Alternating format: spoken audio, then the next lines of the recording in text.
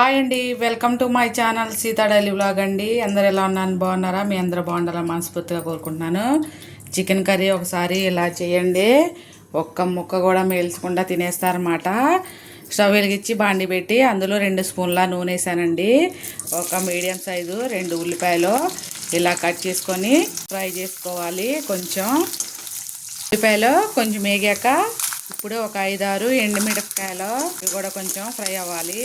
ఎండుమిరకాయలు కొంచెం ఫ్రై అయ్యాక ఒకటేమో ఎల్లిపాయ చిన్నదే మీడియం సైజు, అలాగే 2 ఇంచుల అల్లం, ఒక 5-6 బాదం పప్పులు ఇవి కూడా ఒక 2 నిమిషాలు ఫ్రై అవ్వాలి. అల్లం ఎల్లిపాయ వేగిపోయాక ఒక పెద్ద మీడియం సైజు టమాటా, మంచిగా టమాటా మెత్తగా ఉడికేలాగా మగ్గించుకోవాలి.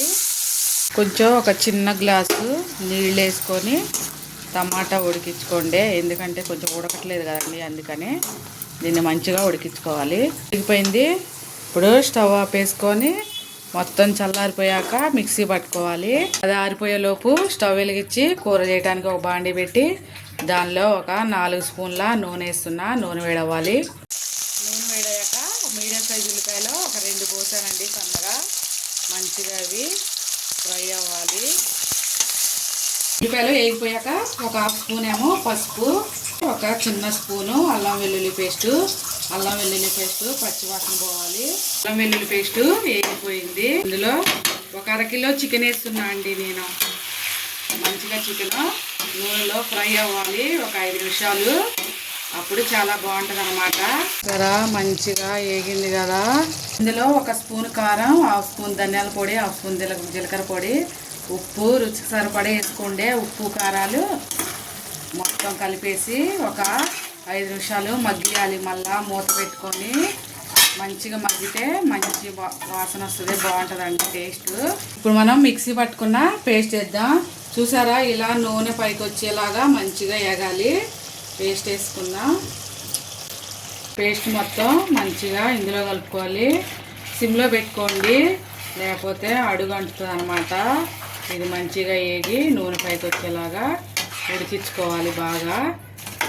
పేస్ట్ కొంచెం నూనెలో వేగాక ఒక చిన్న గ్లాసు నీళ్ళు వేస్తున్నా అండి చికెన్ ఉడకటానికి.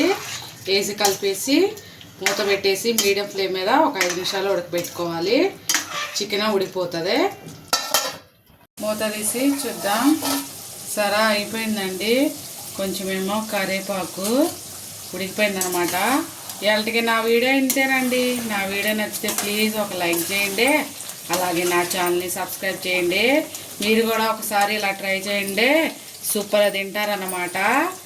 మంచిగా ఒక ముద్ద ఎక్కువ తింటారు, ముక్క కూడా మిలగదనమాట. కొత్తిమీర వేసేసుకోవటమే. అలాగే కావాలనుకుంటే 2 పచ్చిమిరపకాయలు, మీకు కావాలనుకుంటే నిమ్మరసం వేసుకోండి. నేను నిమ్మరసం వేయట్లేదండి, తినేటప్పుడు వేస్తాను అనమాట. మీకు కావాలంటే కూరలోనే వేసుకోండి. సరే యమ్మీ చికెన్ కర్రీ రెడీ అయిపోయింది. మీరు కూడా ఒకసారి ట్రై చేయండి అండి. నిజంగా గిన్నె ఖాళీ అయిపోతుంది అన్నమాట. ఉంటా ఫ్రెండ్స్, బాయ్.